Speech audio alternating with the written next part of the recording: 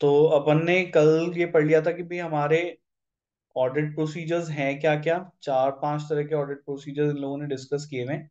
जैसे inspection use किया है, ऑब्जर्वेशन है, एक्सटर्नल कंफर्मेशन है, रिकैलकुलेशन है, रीपरफॉर्मेंस है, एनालिटिकल प्रोसीजर्स है और इंक्वायरी है। तो कल की क्लास में अपन ने डिस्कस कर लिया था कि इन प्रोसीजर्स का मतलब क्या है बेसिकली, और जो प्रोसीजर्स हैं किस तरह की एविडेंस इकट्ठा करने के लिए कैसे प्रोसीजर्स जो हैं वो यूजफुल रहते हैं। ये कल की क्लास में हम लोगों का डिस्कशन हो गया था। ये आ गया समझ में यहाँ तक?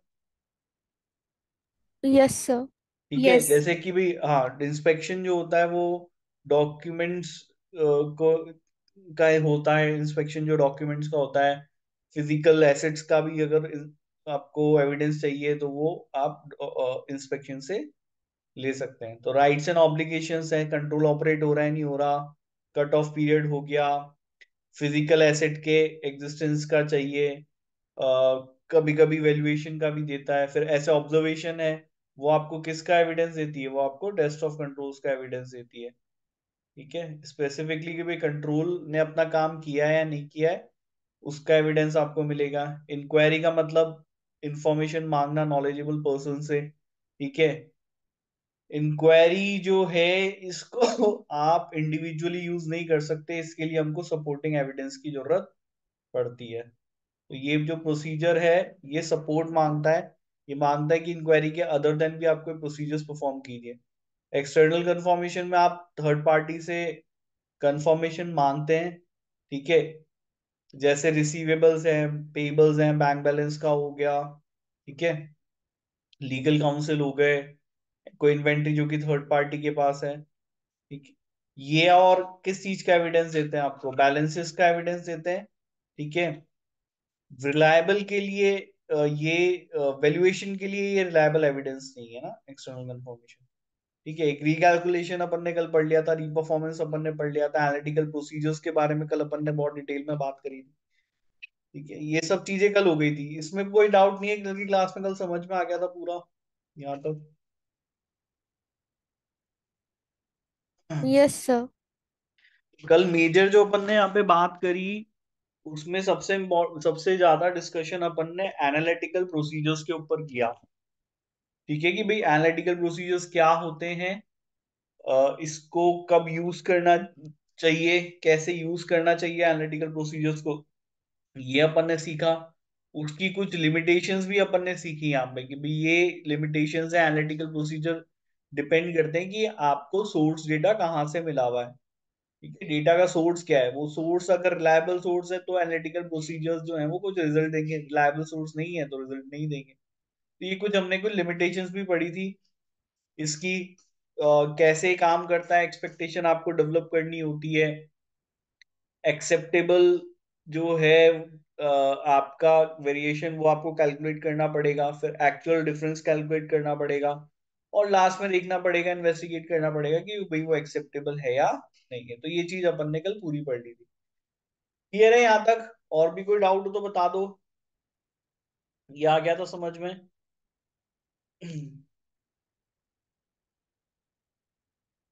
यहाँ तक तो आ गया था ना?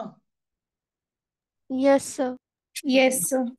अब तो तुम लोगों का पेपर सीधा मेरे ख्याल से, अब तुम दोनों का पेपर नहीं है ना अभी कोई बीच में ऑडिट से पहले? अब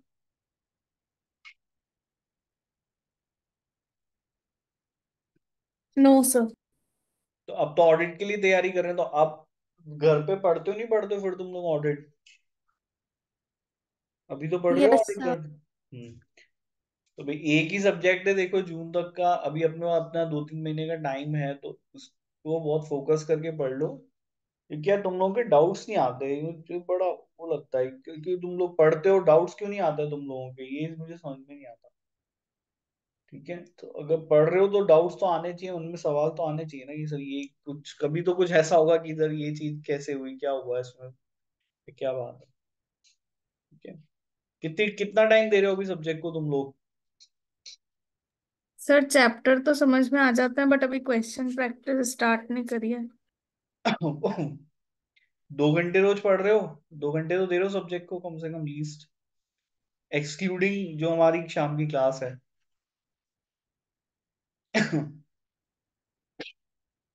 नहीं, इतना नहीं दे पा रहे टाइम। कितना टाइम देते हो, चलो तुम लोग बताओ, कितनी देर पढ़ते हो रोज?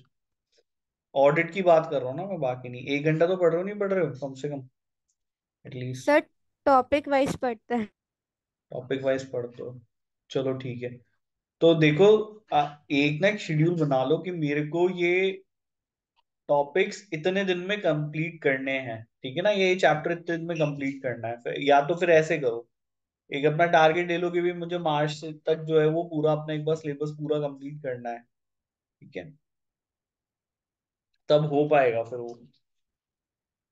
चलो खैर, ये बात तो जो है, अब मैं बीच में कुछ क्वेश्चंस भी सॉल्व करते हैं हम लोग इस चैप्टर के बाद में, ताकि फिर पता चलेगा कि भी क्वेश्चंस हमसे सॉल्व हो रहे नहीं हो रहे, ठीक है? वो भी सर जरूरी एक बार चीज है। पेपर पैटर्न भी डिस्कस कर लेना। हाँ, एक बार पेपर पैटर्न भी डिस्कस कर लेंगे, ताकि क्या वो एक आइडिया हमको हो जाएगा कि भाई हमें हमारी तो पढ़ाई किस तरीके से करनी है, कैसे करनी है। वो क्वेश्चन सॉल्व करोगे जब आएगा समझ में। देखो क्या है कि आपकी पढ़ाई जो है एग्जाम पास करने के लिए, वो डायरेक्टेड ऐसे होनी चाहिए जैसे उसका पेपर पैटर्न है ना? इससे बहुत फर्क पड़ता है। पेपर पैटर्न समझ में आता है ना, तो आपको समझ में आता है कि मुझे पढ़ाई कैसे करनी है। अब जैसे टैक्स की बात करो, तो अब जैसे सीए इंडिया में होता है, और एक सीएस का भी एग्जाम होता है। सुना है सीएस का एग्जाम हम लोगों ने? Yes yes. सर। अब टैक्स दोनों में आती है, लेकिन जो सीए के अंदर हम लोग टैक्स पढ़ते हैं या बच्चों को पढ़ाते हैं, तो फिर वो किस तरीके से तैयारी करते हैं, उनकी अप्रोच बहुत अलग होती है सीएस वालों से, ठीक है? क्योंकि उन लोगों का पेपर जो आता है वो बहुत ज्यादा कंप्यूटेशन बेस्ड आता है, तो उनको कंप्यूटेशन पे बहुत ग्रिप बनानी पड़ती है। और जबकि सीएस वालों का पेपर, वो कंप्यूटेशन बहुत कम आती है उसमें, वो लीगल एस्पेक्ट उसमें ज्यादा आता है, वो लॉ पॉइंट ऑफ व्यू से ज्यादा आता है, तो उनको उस तरीके से सब्जेक्ट की तैयारी करनी पड़ती है। तो वो जब तुम पेपर पैटर्न समझोगे ना, तब तुम्हारा दिमाग काम करेगा कि यार मुझे किस तरीके से अपने सब्जेक्ट की तैयारी करनी है, मैं कैसे इसको याद करूँ। क्योंकि ऑडिट में क्या है कि देखो, ये सब चीजें हैं कि तुम्हें बहुत सारी चीजें याद तो करनी ही पड़ेंगी, उसके बिना काम चलेगा नहीं। क्योंकि आपका जो जवाब होगा वो अंडरस्टैंडिंग बेस्ड है, और उसमें आपसे पूछा जब जाएगा कि भाई ये सिचुएशन है, आपने पेपर देखा होगा ना, कुछ क्वेश्चंस अपन ऊपर भी करते हैं, तो उसमें सर्कमडांसेस दिए जाते हैं कई बार अपने को, कि भाई ये सर्कमडांस है, ये सिचुएशन है, ये केस है, और आप ऑडिटर हो, और ये आपके सामने जो है वो सिचुएशन आई है, अब आप इसमें क्या करेंगे। जनरली ये अप्रोच होती है क्वेश्चंस की, यस ना? सर। तो फिर अब हमको उसमें, क्योंकि काम कैसे करना है ऑडिट के अंदर, ये समझने वाली बात है कि हमें इनिशियली ये चीज समझा दी गई है कि ऑडिटर काम एज पर स्टैंडर्ड करेगा। तो स्टैंडर्ड याद होगा तभी तो उस सिचुएशन में अप्लाई करेंगे ना, कि भाई वो स्टैंडर्ड बोलता क्या था, है ना? क्या बोला उस स्टैंडर्ड ने, यही यही चीज है। इसी तरीके से काम करती है ऑडिट हमारी। यस और no? Yes sir. Yes sir. आपको वो स्टैंडर्ड याद होना चाहिए कि भाई वो स्टैंडर्ड क्या कह रहा है, उसने चार बातें क्या करी कही हुई है, वो चीज याद होगी तभी उसकी अंडरस्टैंडिंग होगी। अच्छा, चीजों को समझोगे तो ज्यादा इजीली याद भी रहेंगी, ज्यादा टाइम तक भी याद रहेंगी, वो भी है, ठीक है? अब जैसे इसको क्वेश्चन को अभी अपन आगे पढ़ रहे हैं। अब इन्होंने बोला एनालिटिकल प्रोसीजर के बारे में, कल जो आपने पढ़ लिया था उसके आगे की भाई एनालिटिकल प्रोसीजर्स जो होते हैं सॉरी, तो उसकी जो अप्रोच है, एक मिनट में पानी पी लूं फिर आगे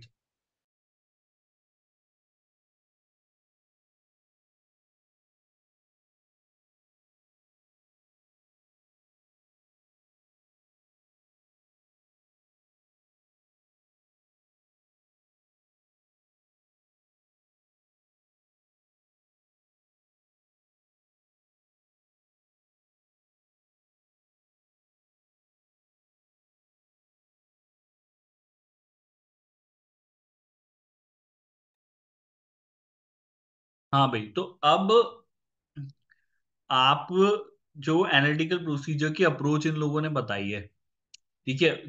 इन्होंने बोला कि भाई वो अप्रोच आप यूज कब लोगे, तो वो डिपेंड करती है सर्टेन फैक्टर्स के ऊपर, ठीक है, हर जगह पे एनालिटिकल प्रोसीजर अप्लाई नहीं किए जा सकते। कुछ चीजें आपको देखनी पड़ेंगी एनालिटिकल प्रोसीजर अप्लाई करने से पहले। वो क्या है? सबसे पहले आपको देखना पड़ेगा कि भाई यहाँ पे हम असर्शन क्या टेस्ट करने जा रहे हैं, अंडर स्क्रूटनी क्या है। You can not test all the assertions with the help of analytical procedure। ठीक है, जनरली किस तरीके के assertions टेस्ट करे जा सकते हैं वो इन लोगों ने यहाँ पे बताया। जैसे ही कहते हैं कि अगर आप जो है स्पेसिफिकली एग्जांपल इन लोगों ने यहाँ पे they, there should be suitable for assertion being tested, they are clearly unsuitable for testing the existence of inventories. तो अब जैसे एग्जांपल के दौरान मैं बोला कि भाई एग्जिस्टेंस ऑफ इन्वेंट्री टेस्ट करनी है कि इन्वेंट्री एग्जिस्ट करती है नहीं करती। अब ये एक ऐसा असर्शन है जिसके लिए एनालिटिकल प्रोसीजर इरिलेवेंट हो गया। एनालिटिकल प्रोसीजर से आप कुछ पता नहीं कर सकते कि भाई इन्वेंट्री एग्जिस्ट करती है नहीं करती। कर पाओगे इस तरीके से पता? वहां तो फिजिकल जाके इंस्पेक्शन ही काम आएगा ना आपके लिए। वहां एनालिटिकल प्रोसीजर कैसे काम आएगा आपके लिए? आएगा क्या काम? ये सुनो, नो नो सर। सर। नहीं आ सकता। ठीक है, अब लेकिन जैसे कि वैल्यूएशन एक चीज हो सकती है कि भाई इन्वेंट्री का वैल्यू आपको जैसे पता करना हो, this can be done with the help of the analytical procedures. ठीक है, बैलेंसेस, ठीक है, जो कि ऐसे बैलेंसेस हैं, most testing balances which are likely to be predictable over time, meaning relationship between data can be analyse to identify. तो ऐसे बैलेंसेस जो कि प्रिडिक्टेबल ओवर टाइम है, प्रिडिक्टेबल ओवर टाइम। ठीक है, तो ये इन असर्शंस के लिए यूज में लिए जा सकते हैं। ठीक है, तो आप जब भी कोई टेस्ट करो तो पहले ही देखो कि भाई वो असर्शन जिसके लिए एविडेंस की जरूरत है वो एनालिटिकल प्रोसीजर उस के लिए सूटेबल प्रोसीजर है या नहीं है। अब ये बैलेंसेस प्रिडिक्टेबल ओवर टाइम का मतलब क्या है भाई? इन्होंने बोला कि भाई कोई बैलेंस है, अब आज की डेट में आपको कोई बैलेंस पता है और आप अगले 6 महीने में या अगले 1 साल में वो बैलेंस कहां जाएगा ये आप प्रिडिक्ट कर सकते हो। ठीक है, से फॉर एग्जाम्पल जैसे आज क्या डेट है? आज है 21 February 2024। भाई आज डेट 21/2/2024 है, दिख रहा है आप लोगों को यहाँ पे? ठीक है, है या नहीं? Yes yes. सर। ठीक है, हाँ। तो अब मान लो कि अगर आज मंथ एंड होता, ठीक है, और फरवरी चल रहा है 28 थी, 28 डेज है ना इस वाले फरवरी में, 29 है सॉरी। तो अगर आज मंथ एंड होता, 29th होता, ठीक है, तो हमारे एम्प्लॉयज की सैलरी हम लोग डिटरमाइन कर चुके 29। होते। एक सेकेंड, 29 है ना? हाँ ठीक है, कोई दिक्कत नहीं। तो मैं ये कह रहा हूँ कि अगर आज मंथ एंड होता 29 फरवरी 2024 और हम इस डेट पे हमको पता होता कि भाई हमारे एम्प्लॉयज की सैलरी कितनी जानी है, पता होता है ना भाई, मंथ के एंड में आपको पता चल जाता है कि भाई इस महीने हमको हमारे एम्प्लॉयज को कितनी सैलरी देनी होगी। ये सुनो, 1-2 तारीख तक तो फिर हम उनका पेमेंट भी कर देते हैं, नेक्स्ट 5 तक तो हम 4-5 दिन लेकर के उनका पेमेंट कर दिया जाता है। यही होता है मंथ एंड में 1-2-3 तारीख तक, 4-5 तारीख तक लोगों की सैलरी आनी चालू हो जाती है ना? Yes sir. सो अब अगर आज की डेट पे दैट इज मंथ एंड मेरे पास 30 एम्प्लॉयज काम कर रहे हैं जिनकी एवरेज सैलरी जो कुछ भी है, तो मेरे पास एक फिगर आज की डेट पे है। ठीक है, और अगले 6 महीने में आज के हिसाब से यस कितनी सर। सैलरी, हाँ नेक्स्ट 6 मंथ में भी कितनी सैलरी जाएगी, अगर सर्कमडांसेस कांस्टेंट रहते हैं, कुछ बढ़ जाएगा तो भी एक अनुमान हो सकता है, कुछ कम हो जाएगा तो भी एक अनुमान हो सकता है।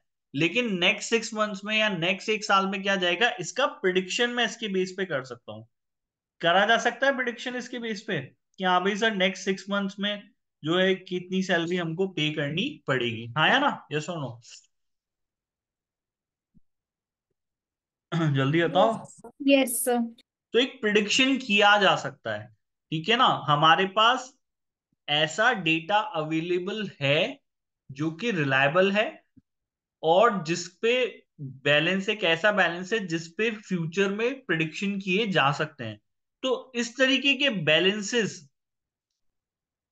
को टेस्ट करने के लिए या फिर इस तरह के असर्शंस को टेस्ट करने के लिए जो कि प्रिडिक्टेबल हो ओवर फ्यूचर, ठीक है, ओवर टाइम, उनको आप क्या कर सकते हैं, एनालिटिकल प्रोसीजर्स से टेस्ट कर सकते हैं। ठीक है, आ रही बात समझ में, क्लियर है यहाँ पे, यस और नो? Yes sir. ठीक है, तो पहली चीज देख ली कि भाई एसर्शन अंडर स्क्रूटनी है क्या। वो आपका सूटेबल होना चाहिए, जैसे कि वैल्यूएशन वो हो सकता है, बैलेंसेस ऐसे जो कि जो प्रिडिक्टेबल ओवर टाइम है, ठीक है, can be identify over time, meaning relationships between the data can be analyzed to identify the usual relationship fluctuations. Example, the relationship between the payroll cost and the number of employees. और दो चीजों को अगर आप compare कर रहे हो तो उनसे एक मीनिंगफुल, एक मतलब की बात यहाँ पे समझ में आ सके, तो ऐसे चीजों का कंपेयर करके आप जो है एनालिटिकल प्रोसीजर्स परफॉर्म कर सकते हैं। ठीक है, दूसरा ये कहते हैं कि भाई रिलायबिलिटी ऑफ डेटा। पहली चीज हो गई असर्शन क्या टेस्ट कर रहे हो, दूसरा आपके पास डेटा कहाँ से रिलायबल, डेटा कहाँ से आया हुआ है। देखो डेटा कहीं से भी आया हुआ हो, वो हमें दिया जनरली किसने होगा, वो हमारे क्लाइंट ने ही दिया होगा। कौन देगा हमको डेटा, क्लाइंट ही देगा ना अल्टीमेटली, ले दे करके, हाँ या ना? यस। तो अल्टीमेटली क्लाइंट ही देगा। अब अगर आप अपने उसके कंट्रोल टेस्ट कर चुके हैं और आपको ये पता है कि भाई जो कंट्रोल्स हैं वो इनइफेक्टिव कंट्रोल्स हैं बेटा, कैसे कंट्रोल्स हैं हमारे पास, इनइफेक्टिव, तो ऑफकोर्स की बात है जो क्लाइंट ने आपको डेटा दिया होगा उस डेटा के अंदर मटेरियल मिस स्टेटमेंट होने के चांसेस विल बी ग्रेटर, होंगे होंगे नहीं होंगे, greater chances of material misstatement, मतलब risk of material misstatement आपका ज्यादा होगा उस डेटा के साथ, यस और नो? Yes sir. तो अगर आप कंट्रोल्स का टेस्ट कर चुके हो और आपको ये पता है कि कंट्रोल्स इनइफेक्टिव है, इसका मतलब जो डेटा आपको प्रोवाइड करा जा रहा है उसके अंदर मटेरियल मिस स्टेटमेंट होने के चांसेस ज्यादा है। तो जो आपका इंफॉर्मेशन का सोर्स है वो आप, उसकी रिलायबिलिटी बेटा ऑटोमेटिकली यहाँ पे क्या हो गई है, कम हो गई है। और इसी के अपोजिट आपको ये दिखता कि भाई कंट्रोल्स टेस्ट करने के बाद यहाँ पे रिजल्ट आपका ये आया है कि कंट्रोल्स जो है वो इफेक्टिवली काम कर रहे हैं, तो एक सिचुएशन आपकी अलग बन जाएगी। ठीक है, इसको रिजल्ट को हम लोग ऐसे लिख लेते हैं थोड़ा सा, कि कंट्रोल्स अगर इफेक्टिव होते हैं, कंट्रोल्स अगर इफेक्टिव होते हैं, ठीक है, तो आपका डेटा रिलायबल ज्यादा होगा कम होगा, आपका डेटा जो है वो ज्यादा रिलायबल होगा। कंट्रोल्स अगर इनइफेक्टिव होते हैं तो आपकी डेटा की रिलायबिलिटी क्या हो जाती है, कम हो जाती है। ठीक है भाई, समझ में आ गई बात यहाँ पे? Yes sir. ठीक है, if controls over financial data are weak, the data is likely to contain misstatement is therefore not suitable as a basis for assessment। ठीक है, तो अब जब आप यहाँ पे प्रोसीजर परफॉर्म करने के लिए जब अपने क्लाइंट से डेटा मांग रहे हैं तो ये देखिए कि वो कितना रिलायबल डेटा है, और वो बेसिकली जनरली अगर आपने कंट्रोल्स परफॉर्म किए तो उससे ही समझ में आ जाएगा। कंट्रोल्स अच्छे थे, डेटा रिलायबल ज्यादा है, कंट्रोल्स पुअर थे, डेटा रिलायबल कम है। सिर्फ इतनी सी बात इन लोगों ने बताई है। क्लियर है, समझ में आ गई बात यहाँ पे, यस और नो?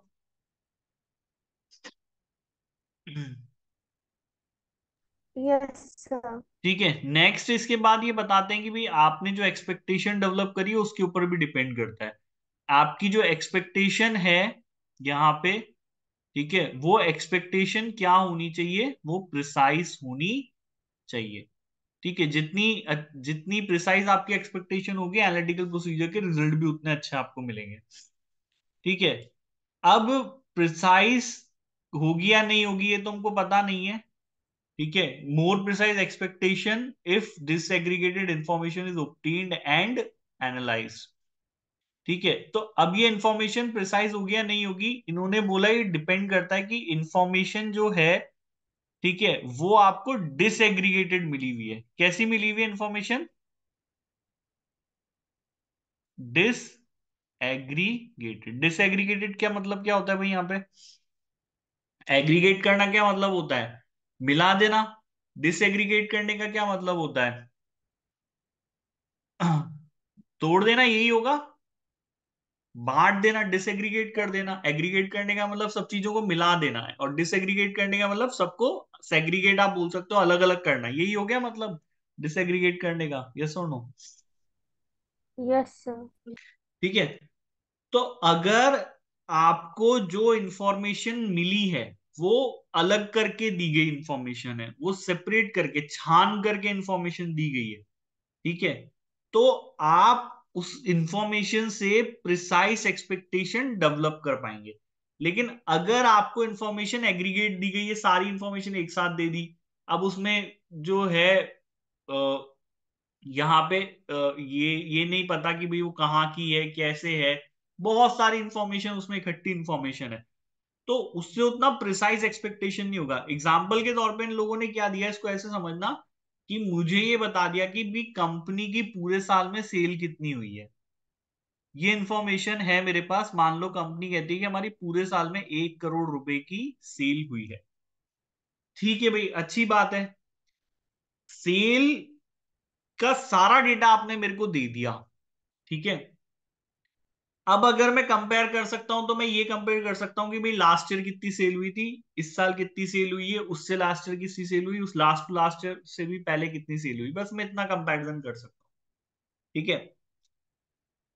अब कंपनी इतनी बड़ी है कि भाई वो हमारे पूरे देश के अंदर अपने गुड्स और सर्विसेज सप्लाई करती है, हर महीने सप्लाई करती है, डिफरेंट डिफरेंट प्रोडक्ट सप्लाई करती है, एक प्रोडक्ट नहीं है। आपने देखा होगा, अगर से for example Hindustan Unilever limited जितनी बड़ी कंपनी, एचयूएल का नाम सुना होगा आप लोगों ने, बहुत सारे प्रोडक्ट्स आते हैं घर पे, हम लोग यूज करते हैं, है ना। Yes sir. तो एचयूएल जैसी कंपनी का सेल्स फिगर मैं आपको दे दूं, और आप लास्ट 10 साल के भी कंपनी के सेल्स फिगर दे दूं, तो उससे जो एक्सपेक्टेशन मेरी डेवलप होगी वो कोई बहुत प्रिसाइज एक्सपेक्टेशन डेवलप नहीं होगी, क्योंकि एचयूएल एक तो 50 तरीके के प्रोडक्ट बेचती है, पूरे देश में अलग अलग रीजन पे प्रोडक्ट बेचती है, ठीक है। मंथली उनकी क्या होती है। तो अब अगर ऑडिटर को इंफॉर्मेशन इस तरीके से दी जाए कि भाई हमारी मंथ वाइज ये थी, प्रोडक्ट वाइज ये थी, रीजन वाइज ये थी, कस्टमर वाइज ये हमारी सेल थी, तो इंफॉर्मेशन को आपने छांट करके अलग अलग करके दिया है, तो अब जो वो इंफॉर्मेशन आप उसको छांट करके दोगे, डिसएग्रीगेट करके दोगे, तो वो उतना ज्यादा प्रिसाइज क्या कर पाएगा, एक एक्सपेक्टेशन डेवलप कर पाएगा कि भाई हाँ भाई इतना जो है रिजल्ट आना चाहिए था फ्यूचर या भविष्य में, या आज की डेट में ये रिजल्ट होना चाहिए था, जो कि कंपेयर, जिसको वो बाद में कंपेयर कर सकेगा। आ रही बात समझ में? क्लियर है यहाँ पे? यस और नो?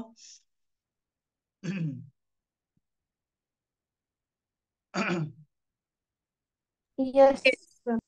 हाँ, आगे ना बात समझ में। तो आप पहली चीज कि भाई एनालिटिकल प्रोसीजर्स वो डिपेंड करते हैं कि भाई आप कितनी प्रिसाइज एक्सपेक्टेशन डेवलप कर लें, और प्रिसाइज एक्सपेक्टेशन डिपेंड करती है कि कितनी डिसएग्रीगेटेड इंफॉर्मेशन आपको प्रोवाइड करी गई है। इतनी सी बात है इसमें, है ना। आया समझ में? क्लियर है बेटा यहाँ तक? यस और नो? Yes sir. यस ठीक है। सर। बाकी और कुछ है नहीं इसमें। दो चीजें इंपॉर्टेंट है कि भाई एक तो आप क्या टेस्ट कर रहे हो, असर्शन, अंडर स्क्रूटनी क्या है, दूसरा कितना प्रिसाइसली आप एक्सपेक्टेशन डेवलप कर पाते हैं, which will be further dependent on the information being provided, वो कितनी डिसएग्रीगेटेड है, कितनी छन करके आई है, कितना फिल्टर होकर के आपके पास आई है, उस तरीके से। The difference between the recorded, तीसरी चीज है the difference between the recorded amount and the expected amount. The amount of acceptable variation between the expected and the actual figure will impact whether the analytical procedure provides sufficient appropriate evidence or not. If the level of variation from actual is higher than the level of variation the auditor is willing to accept, further procedure will be necessary to ensure the balance in the financial statement is not materially stated. ठीक है। तो अब यहाँ पे जो difference आपका आया है किसके अंदर, रिकॉर्डेड अमाउंट में। ये हमारा एक्चुअल अमाउंट है बेटा, है ना। और एक्सपेक्टेड, ये जो हमने एक्सपेक्टेशन ऊपर कैलकुलेट करी थी from the basis of the past information, तो पास्ट इंफॉर्मेशन के कंपैरिजन करके एनालिटिकल प्रोसीजर परफॉर्म करके करने से पहले मैंने ये एक्सपेक्टेशन डेवलप कर रखी है।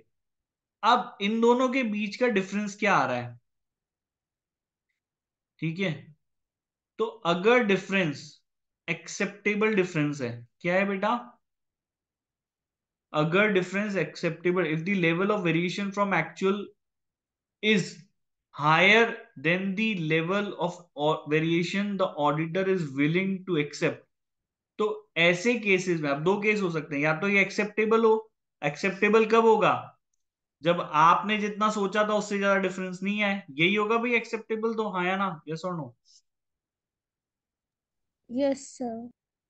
ठीक है, मान लो रिकॉर्डेड 10 है, एक्सपेक्टेड मेरा था 10 से 15 के बीच में, ठीक है, एक्सपेक्टेड था कि 10 से 15 आएगा, उससे ऊपर मैंने बोला कि भाई कोई बात नहीं, यहां पे मैं वेरिएशन +5% और -5% कर लेता हूं, भाई 5-5% ऊपर नीचे चल जाओ, 15% तक तो हो ही सकता है, एक्सपेक्टेड है, मान लो 5% ऊपर चल जाओ 20 तक का, तो ये डिफरेंस आएगा, तो हमें कुछ नहीं करना, ठीक है भाई, सब चीजें ठीक है, एक्सेप्टेबल है।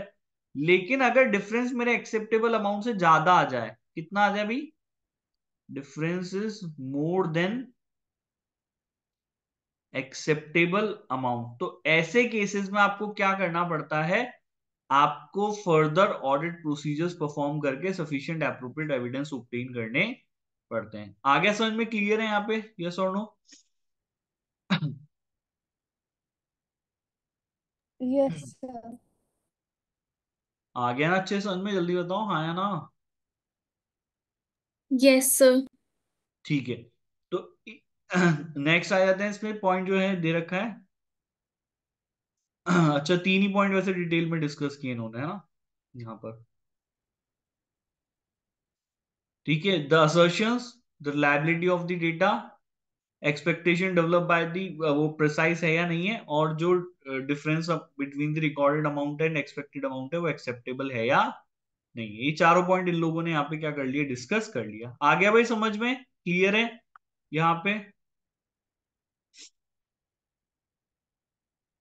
Yes sir. यस ठीक है, तो सर। हमारा एनालिटिकल प्रोसीजर जो है उसकी अप्रोच यहाँ पे, वो चार फैक्टर्स के ऊपर हो गई डिपेंड। कौन कौन से चार फैक्टर्स हो गए, पहली बात तो असर्शन क्या टेस्ट किया जा रहा है अंडर स्क्रूटनी, ठीक है। दूसरा क्या था, डेटा कितना रिलायबल है, ठीक है। तीसरा, एक्सपेक्टेशन कितनी प्रिसाइज है, ठीक है। और फोर्थ, जो हमारा वेरिएशन आएगा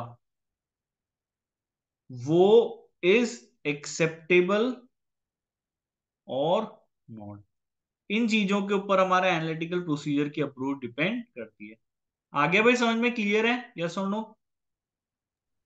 यस सर। ठीक है ना, ये हो गया अपना एनालिटिकल प्रोसीजर्स का खत्म यहाँ पे। नेक्स्ट जो इन लोगों ने डिस्कस किया है, क्योंकि अभी हमारा चैप्टर पढ़ रहा है एविडेंस, एविडेंस चल रहा है चैप्टर अपना, जल्दी बताओ कौन यस सा चैप्टर सर। चल रहा है, एविडेंस ही चल रहा है ना। Yes sir. ठीक है, तो एविडेंस कलेक्ट करने के लिए प्रोसीजर्स परफॉर्म करने पड़ते हैं। अब जरूरी नहीं है कि ऑडिटर वो प्रोसीजर खुद परफॉर्म करे, ठीक है, जरूरी नहीं है कि ऑडिटर वो प्रोसीजर खुद फॉर्म करे, तो ऑडिटर प्रोसीजर्स परफॉर्म करते हैं, एविडेंस इकट्ठा करते हैं। लेकिन कई बार ऑडिटर खुद ये काम करने की जगह यहां पर दूसरे पर्सन को यहां पे यूज में देता है। एक्चुअली ये अदर लोग प्रोसीजर परफॉर्म करेंगे, खुद नहीं करेगा, और उन प्रोसीजर्स से हम लोग क्या करेंगे, एविडेंस जो है वो इकट्ठे करेंगे। इसका मतलब काम आप नहीं कर रहे, काम और कोई कर रहा है, दूसरा पर्सन कर रहा है काम आपकी जगह, हाँ या ना, यस और नो? डायरेक्टली हम लोगों ने काम नहीं किया, हमने किसी दूसरे पर्सन को काम किया है, जिसका काम हम यहाँ पे यूज लेंगे, उस पर रिलाय करेंगे, ठीक है। ये दूसरे पर्सन कौन कौन हो सकते हैं? क्लियर है? समझ में आ गया यहाँ पे? यस और नो? Yes sir. चलो नेक्स्ट हम लोग पढ़ते हैं यहाँ पे। अब ये कौन कौन लोग हो सकते हैं? एक एक्सपर्ट्स की बात करी गई है, एक इंटरनल ऑडिट की बात करी गई है, एक सर्विस ऑर्गेनाइजेशन की बात करी गई। ये सब ऑडिटर नहीं है हमारे, ये ऑडिट फर्म से अलग लोग हैं, जिसको हमको यहाँ पे समझना पड़ेगा। सबसे पहले स्टार्टिंग विद एक्सपर्ट। अब एक्सपर्ट दो तरीके के एक्सपर्ट होते हैं, एक हमारा मैनेजमेंट का एक्सपर्ट होता है, ठीक है, और एक हमारा ऑडिटर का एक्सपर्ट होता है, ठीक है। मैनेजमेंट का जो एक्सपर्ट है और ऑडिटर के एक्सपर्ट में फर्क होता है। मैनेजमेंट का एक्सपर्ट ऑडिटर की टीम का पार्ट नहीं है, वो मैनेजमेंट की टीम का पार्ट है। और ऑडिटर का एक्सपर्ट, वो चाहे ऑडिटर नहीं है, लेकिन वो टीम, किसकी टीम में काम करता है, वो काम जो है वो ऑडिटर की टीम में ही करता है। ठीक है भाई, आगे समझ में क्लियर है यहाँ पे? यस और नो? Yes sir. यस। ये आपके क्लाइंट का एम्प्लॉय हो सकता है। ऑडिटर का एक्सपर्ट जो है वो क्लाइंट का एम्प्लॉय नहीं होगा, वो ऑडिटर ही उसे कहीं से पकड़ के लाया होगा।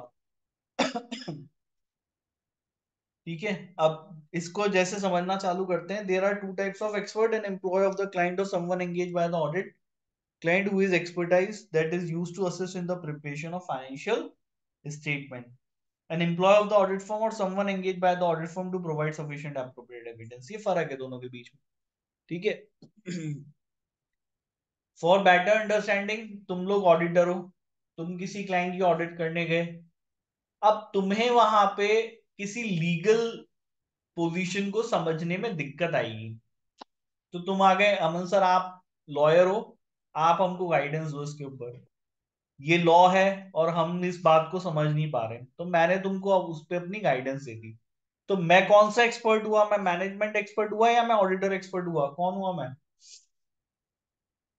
जल्दी बताओ। Auditor expert. ऑडिटर एक्सपर्ट हुआ ना। तुम लोग लेकर आए हो ना मेरे को, मैं कोई तुम्हारे क्लाइंट की कंपनी में काम थोड़ा ना करता था। अगर मैं तुम्हारे क्लाइंट की कंपनी में नौकरी करता होता और फिर तुम मुझसे बोलते कि कोई बात नहीं सर आपने हमको पढ़ाया है, लेकिन क्योंकि आप हमारे क्लाइंट की कंपनी में जॉब करते हैं, हमें आपके असिस्टेंस की जरूरत है, लीगल कोई मैटर आ गया वहां पर, और मैं तुमको उसके अंदर असिस्ट करूं, then I become the management expert. चाहे बोली तुमने मेरी मदद ली है काम करने के लिए, क्योंकि मैं मैनेजमेंट, मैं कंपनी में काम कर रहा हूं तुम्हारे क्लाइंट की, या उसके थ्रू तुमसे मिला हूं, then I become the management expert. ठीक है भाई, आगे बात समझ में क्लियर है? यस और no? Yes sir. Yes sir. अब देखो, एक्सपर्ट चाहे भले मैनेजमेंट का हो चाहे ऑडिटर का हो, ये एक्सपर्ट को कोई भी पकड़ के लेकर के आए, काम की जिम्मेदारी हमेशा ऑडिटर की खुद की रहेगी। वो ये नहीं बोल सकता कि भाई मैं तो एक्सपर्ट लेकर के आया था, उससे पूछा था, और जो है अब मुझे नहीं पता कि गलती कैसे हो गई है, क्या हो गई। जिम्मेदारी हमेशा किसकी रहेगी? वो आपकी रहेगी। किसकी रहेगी भाई जिम्मेदारी? ऑडिटर की। वो ऑडिटर। ऑडिटर की रहेगी। तो इसीलिए एक्सपर्ट के काम पे रिलाय करने के लिए भी कुछ प्रोसीजर्स यहाँ पे दिए गए, मतलब पूरा सोच समझ के डिसीजन आपको लेना है कि हमें एक्सपर्ट के काम पे रिलाय करना है या नहीं करना। आईएएस 500 रिलेवेंट स्टैंडर्ड है बेटा यहाँ पर।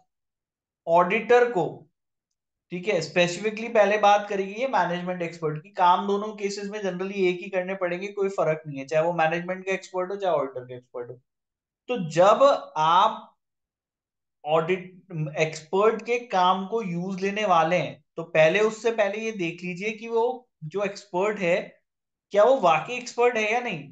तो वो कॉम्पिटेंट होगा, उसकी कैपेबिलिटी क्या है, कितना ऑब्जेक्टिव है, वो तीनों चीजें आप देख लीजिए, तभी देखिए कि वो एक्सपर्ट है। भाई कॉम्पिटेंट एंड कैपेबिलिटी होगी तभी तो एक्सपर्ट कहलाएगा।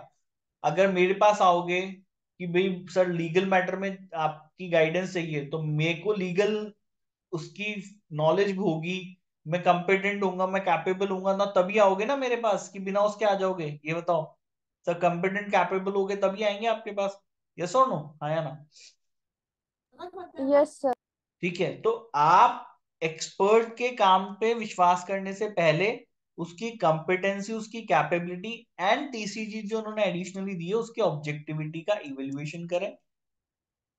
फिर ऐसा नहीं है कि मैंने जो बोल दिया वो फाइनल है, मेरे काम की अंडरस्टैंडिंग ऑडिटर को लेनी पड़ेगी कि भाई मैं कैसे काम करता हूं या क्या है, क्या वो वर्क है जिसको पे आप रिलाय करने वाले हो, उसकी अंडरस्टैंडिंग आपको लेनी पड़ेगी। And the appropriateness of the expert work as audit evidence for the relevant assertion.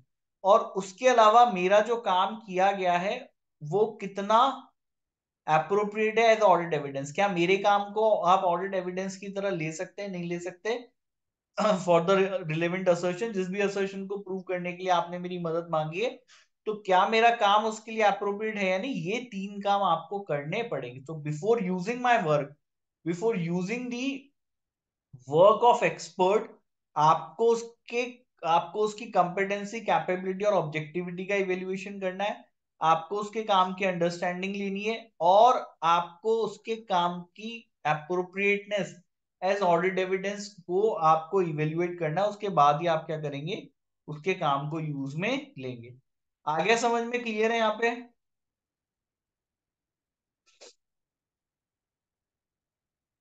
Yes sir. ठीक है, यस तीन ही सर। बातें बेटा, ज्यादा है ही नहीं।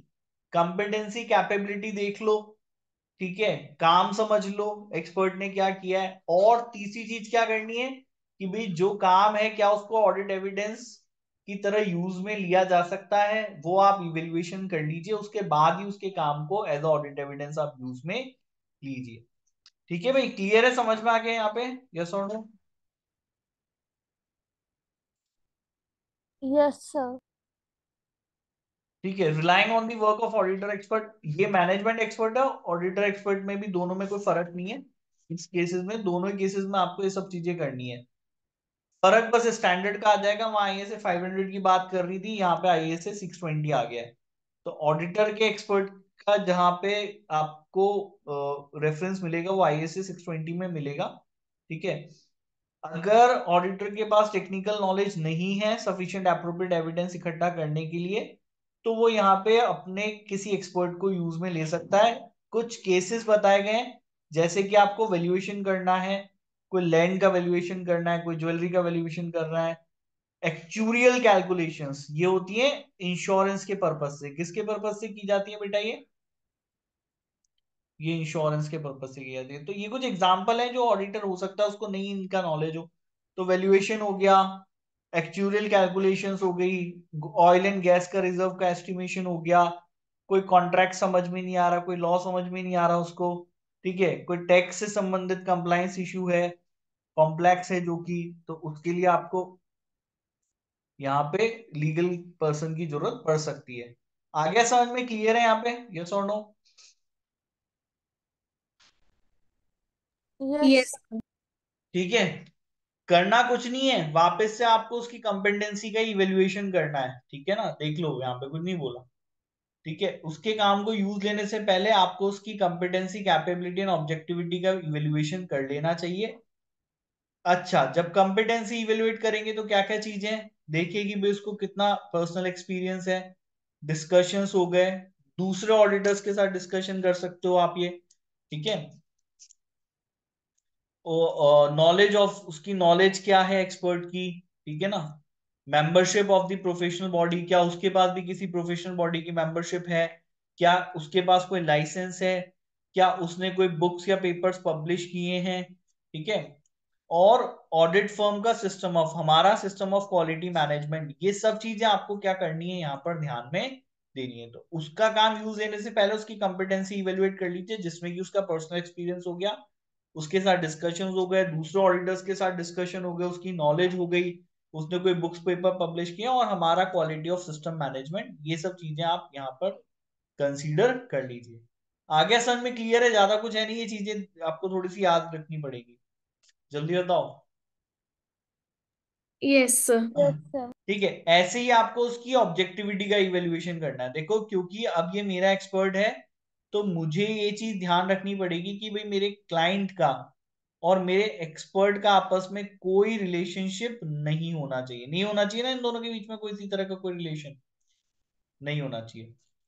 ठीक है, मेरा एक्सपर्ट मेरी ही तरह क्या होना चाहिए, अपने काम में ऑब्जेक्टिव होना चाहिए। ये फर्दर एनालिसिस मुझे करना है। क्लियरली समझ में आ गई बात? तो अब आप क्या करोगे, आपको देखना है कि उसका और मेरे क्लाइंट का कोई रिलेशनशिप नहीं है, तो वो पूछोगे ही सही ना, इंक्वायरी करोगे क्लाइंट से कि भाई क्या आप इस एक्सपर्ट को जानते हो क्या पहले से, है ना? अगर जानते हो तो कोई सेफ गार्ड अप्लाई करने की जरूरत है। ठीक है, कोई फाइनेंशियल बिजनेस पर्सन इंटरेस्ट है तो वो आप मुझसे पूछ सकते हो। एक्सपर्ट से रिटर्न रिप्रेजेंटेशन आप मांग सकते हो। जैसे आप मेरे पास आए कि अमन सर आपकी गाइडेंस चाहिए, लीगल है, तो आप मेरे से क्या क्या चीजें पूछोगे? सर मेरे क्लाइंट के साथ तो आपका रिश्ता नहीं है ना, कोई कहीं उस आप हो सकता है उसने आपको अपना कोई केस दिया हो प्रीवियसली लड़ने के लिए, या आपके चाचा ताऊ मामा में तो कहीं वो नहीं लगता, ये सब चीजें पूछोगे नहीं पूछोगे? हाँ है ना? Yes sir. Yes sir. क्योंकि मैं आपके लिए काम कर रहा हूं तो मैं भी आप ही की तरह ऑब्जेक्टिव होना चाहिए, तभी तो मैं आपको सच बता पाऊंगा उसकी पोजीशन के बारे में। कोई फाइनेंशियल बिजनेस रिलेशनशिप, ये सब चीजें आपको मेरे से पूछनी पड़ेगी। तो उसकी कॉम्पिटेंसी का इवेल्युएशन, उसकी ऑब्जेक्टिविटी का इवेल्युएशन, ठीक है, इन सब चीजों के बाद आप यहाँ पे क्या करेंगे, वर्क को एग्री करेंगे। Once the auditor has considered the work, they must obtain the written agreement from the expert of the following। अब मेरे साथ भी एक रिटन एग्रीमेंट आप कीजिए जिसमें मेरे काम का नेचर, स्कोप, ऑब्जेक्टिव आ जाएगा। ठीक है, ऑडिटर के रोल्स एंड रिस्पॉन्सिबिलिटी आ जाएंगे, मेरे रोल्स एंड रिस्पॉन्सिबिलिटी आ जाएंगे, हम लोग कैसे कम्युनिकेट करने वाले हैं उसका नेचर, टाइमिंग एंड एक्सटेंट आ जाएगा। ठीक है, कॉन्फिडेंशियलिटी के क्लॉज आ जाएंगे। तो आपको मेरे साथ जो है वो एक एग्रीमेंट करना है जिनमें ये सब बातें आ जाएंगी।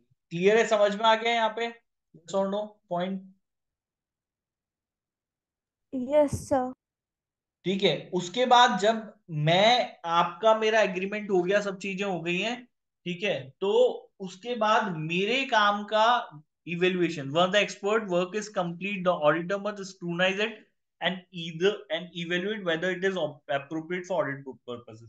अच्छा, आपने मेरे से राय मांगी है, मेरे से काम करवाया, ठीक है, लेकिन स्टिल जब मैं मेरा काम कंप्लीट कर लूंगा, आपकी जिम्मेदारी बनती है कि आप एक्सपर्ट के वर्क को वापस से इवेल्युएट करेंगे और ये देखेंगे कि क्या जो काम किया गया है वो वाकई काम यूज में उपयोग लेने लायक है या नहीं है। हालांकि आप मेरी तरह एक्सपर्ट नहीं हो, लेकिन फिर भी आपको ये चीज करनी पड़ेगी। ठीक है,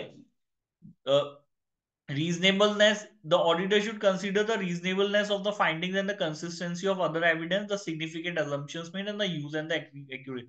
तो इन्होंने काम का किस तरीके से आपको इवेल्युएशन करना है वो बताना है, क्योंकि आप मेरी तरह तो एक्सपर्ट नहीं हो, वो चीज तो आप नहीं समझ पाओगे। ठीक है, लेकिन मैं जो आपको एविडेंस दे रहा हूं वो एविडेंस अगर आपके पास दूसरे किसी एविडेंस जो आपने खुद ने इकट्ठे किए हैं उनके साथ कितने कंसिस्टेंस है, ये आपको देखना पड़ेगा। है ना भाई? आ रही है बात समझ में यहाँ पे? यस और no?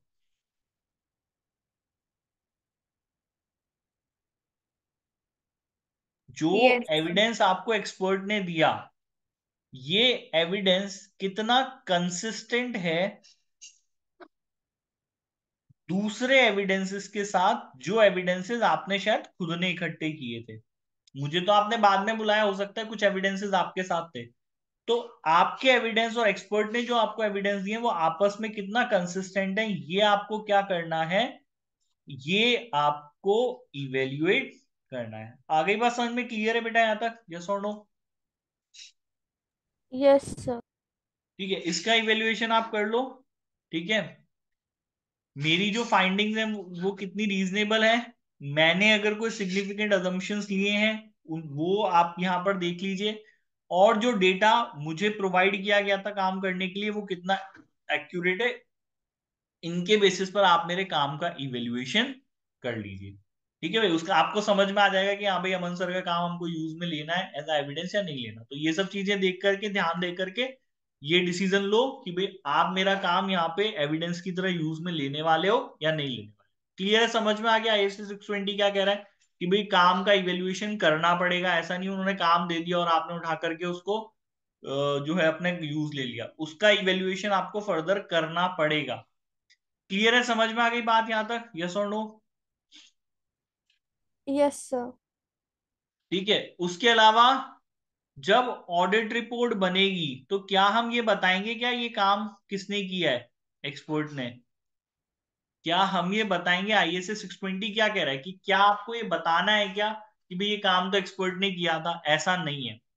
The auditor cannot devolve responsibility for forming an audit opinion. They must use their professional judgment to assess whether the evidence provided by the expert is sufficient.